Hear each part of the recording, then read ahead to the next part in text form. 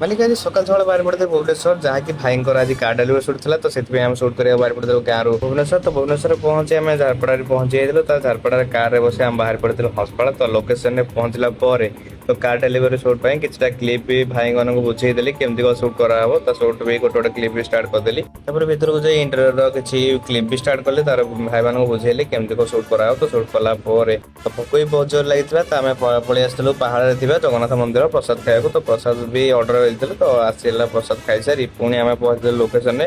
ତ ଲୋକେସନରେ ପହଞ୍ଚି କିଛିଟା କ୍ଲିପ୍ ନେଲା ପରେ ଭିଡ଼ିଓ ବି କ୍ଲିପ୍ ନେଇଗଲୁ। ତାପରେ କାର୍ର ସେଲିବ୍ରେସନ୍ ଷ୍ଟାର୍ଟ ହେଲା। ତ ସେଲିବ୍ରେସନ୍ ହେଲା ପରେ ଲାଷ୍ଟ ପେଜ୍ ବି ଷ୍ଟାର୍ଟ ହେଲା ପରେ ଆମେ ଦେଖିଲୁ କାର୍ ବି ଆସିକି ରେଡି ହେଇକି ଥୁଆ ହେଇଗଲାଣି।